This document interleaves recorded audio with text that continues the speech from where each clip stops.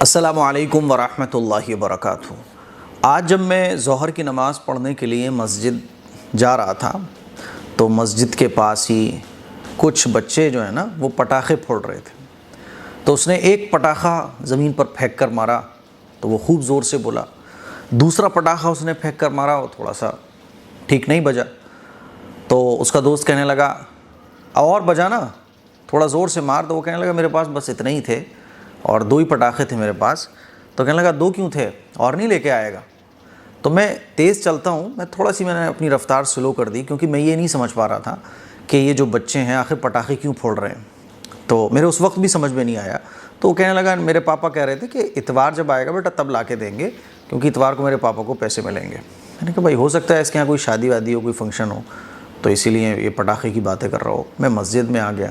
اچھا جب میں نماز پڑھ رہا تھا تو نماز پڑھتے ہوئے 2-3 پٹاخوں کی آواز پھر میرے کان سے آئی، لیکن یہ جو آواز تھی یہ اس سائڈ سے نہیں تھی، دوسری سائڈ سے تھی۔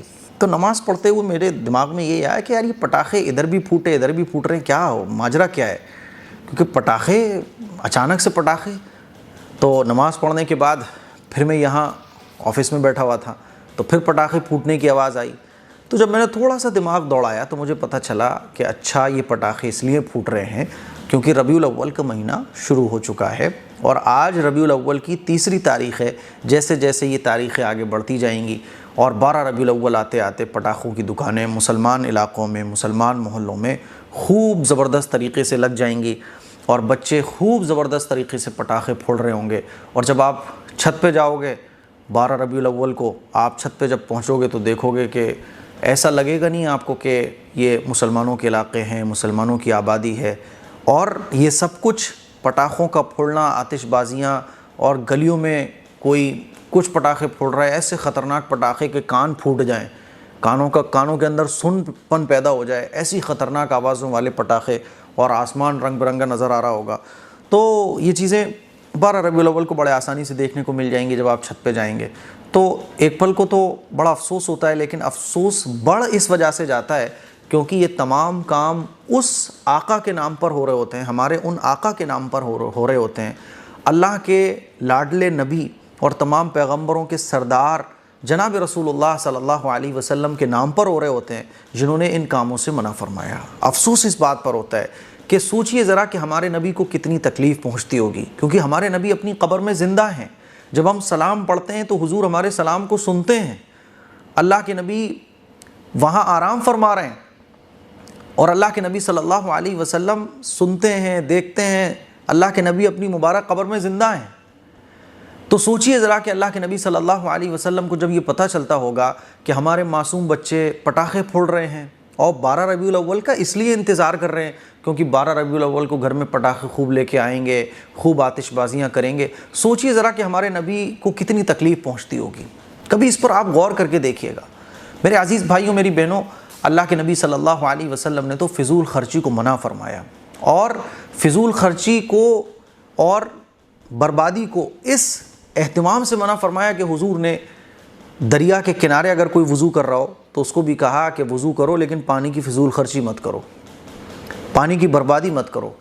تو صحابی حیران ہو گئے کہ دریا کے پاس پانی کی بربادی کیسی؟ تو حضور نے فرمایا کہ یعنی آپ کی ضرورت نہیں ہے پانی کو استعمال کرنے کی، لیکن پھر بھی آپ بلا ضرورت استعمال کرتے چلے جا رہے ہو، اسی لیے وضو اتنا ہی کرو جتنے پانی میں وضو ہو جاتا ہے۔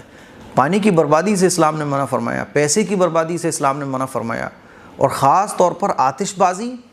اللہ کے نبی صلی اللہ علیہ وسلم نے ارشاد فرمایا من تشبہ بقوم فہو منہم، کہ جو جس کے جیسا اپنے آپ کو بنائے گا وہ آخرت میں اسی کے ساتھ ہوگا۔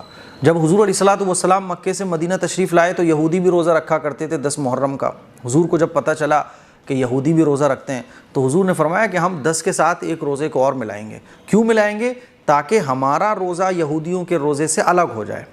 اتنا اہتمام حضور علیہ الصلوۃ والسلام نے غیروں سے اپنے آپ کو کرنے کے لیے فرمایا، یعنی کوئی بھی کام ایسا جو غیر بھی کر رہے ہیں تو حضور نے اس کے اندر کچھ ایسی چیزوں کو ایڈ فرمایا اللہ کے حکم سے، تاکہ اسلام کا جو طریقہ ہے وہ غیروں سے الگ ہو جائے۔ لیکن افسوس کی بات ہے کہ آج مسلمان اسی کو یہ سمجھتے ہیں کہ ارے غیر مسلم ایسا کرتے ہیں ہم بھی ایسا کریں گے، محبت کا اظہار غیر مسلم اس طرح سے کرتے ہیں تو ہم بھی محبت کا اظہار اس طرح سے کریں گے۔ یہ طریقہ ہی سراسر خلاف ہے اسلامی تعلیمات کے۔ تو میں آپ کو یہ سمجھانا چاہ رہا ہوں کہ دیکھیے، محبت اللہ کے نبی سے سب کو ہے اور ہونا بھی چاہیے، لیکن ہمیں اپنے بچوں کو محبت کا وہ طریقہ سکھانا ہے جو صحابہ اکرام نے اپنے بچوں کو سکھایا۔ صحابہ اکرام کے بچوں کے اندر کیا تھا کہ اللہ کے نبی سے ایسی محبت تھی کہ جب جنگ کے لیے یا اسلام کے لیے قربانی کی بات آتی تھی تو بچوں کو بعض دفعہ کچھ کام کرنے کی اجازت نہیں ہوتی تھی، کیونکہ وہ بچے ہوتے تھے۔ تو چھوٹے چھوٹے بچے اپنے پنجوں کے بل کھڑے ہو کے، اس طرح سے پنجوں کے بل اس طرح سے اچک اچک کر بڑوں کے برابر لگنے کی کوشش کرتے تھے، اور حضور علیہ الصلوۃ والسلام کے سامنے اس طرح سے بڑوں کے مقابلے کھڑے ہوتے تھے کہ رسول اللہ ہمیں ریجیکٹ نہ کریں، رسول اللہ ہمیں یہ سمجھ لیں کہ ہم تو بڑے ہو گئے اب، اور ہمیں وہ کام کرنے کی اجازت مل جائے جو بڑوں کو کرنے کی ہے۔ اسی لیے بعض دفعہ حضور نے بعض بچوں کو جب واپس فرمایا نا، تو وہ بچے اداس ہو جاتے تھے کہ ہمیں اب حضور کے ساتھ دین کے کام کرنے کا موقع نہیں ملے گا۔ 10 12 سال کے بچوں کے اندر دین کا جذبہ ایسا تھا۔ آج کیا ہے کہ ہمارے بچوں کا حال یہ ہے کہ وہ ربیع الاول کا اس لیے انتظار کر رہے ہیں کہ ربیع الاول میں آتش بازی کرنے کو ملے گی، ربیع الاول میں پٹاخے پھوڑنے کا موقع ملے گا۔ اور آپ یہ سمجھ لیں کہ ابھی اتنی شانتی ہو رہی ہے نا، 4 دن بعد آپ دیکھیں گے کہ میں جب یہاں بیٹھا ہوں گا نا تو ادھر سے بھی آواز، ادھر سے بھی آواز، اور بعض دفعہ اس میں جانی نقصان بھی ہوتا ہے، مالی نقصان بھی ہوتا ہے۔ تو آتش بازی یہ اسلام میں ناجائز ہے، حرام ہے، گناہ کبیرہ ہے، لیکن ہم اپنی جنریشن کو کیسے سمجھائیں، اپنے مسلمانوں کو کیسے سمجھائیں؟ تو ہم حضور کی محبت کا ہی آپ کو واسطہ دے سکتے ہیں کہ دیکھیے اللہ کے نبی کی محبت کا آپ کو واسطہ۔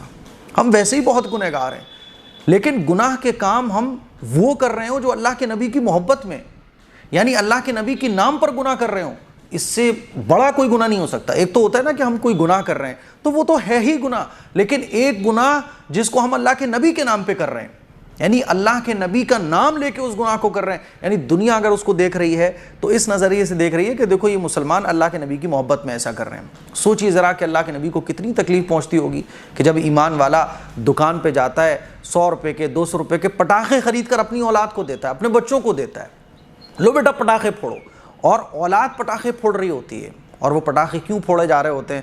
12 ربیع الاول، یعنی اس ربیع الاول کے مہینے میں رحمت للعالمین تشریف لے کر آئے، ہے نا صاحب، 12 ربیع الاول کو ہمارے نبی تشریف لائے، اسی لیے بھر دو آسمان کو آتش بازیوں سے۔ ارے بھائی، اللہ کے نبی نے تو منع فرمایا آتش بازی سے۔ صحابہ اکرام کے زمانے میں مجوسی تھے، وہ آگ اڑایا کرتے تھے آسمانوں میں خوشی کے موقع پر، اللہ کے نبی نے کبھی اس طرح کی تعلیم نہیں دی۔ خوشی کا اظہار نماز کے ذریعے اللہ کے نبی نے فرمایا۔ اپنی پیدائش کے موقع پر حضور نے روزہ رکھا، پیر کو حضور روزہ رکھا کرتے تھے، صحابہ اکرام ہر پیر کو روزہ رکھا کرتے تھے، درود شریف صحابہ اکرام پڑھا کرتے تھے۔ اللہ کے نبی صلی اللہ علیہ وسلم سے محبت کا اظہار اگر اللہ کے نبی کے طریقے پر ہے تب تو وہ جنت میں جانے کا ذریعہ ہے، اور اللہ کے نبی صلی اللہ علیہ وسلم سے محبت کا اظہار اگر ہم اپنے طریقوں سے کریں گے یا غیروں کے طریقوں سے کریں گے تو خدا کی قسم جہنم کے علاوہ کچھ ملنے والا نہیں ہے۔ یہ میری چند باتیں تھیں ربیع الاول کے موقع پر، مجھے امید ہے کہ میری باتیں آپ کو اچھے سے سمجھ آئی ہوں گی۔ اس کلپ کو شیئر کریں۔ السلام علیکم ورحمۃ اللہ وبرکاتہ۔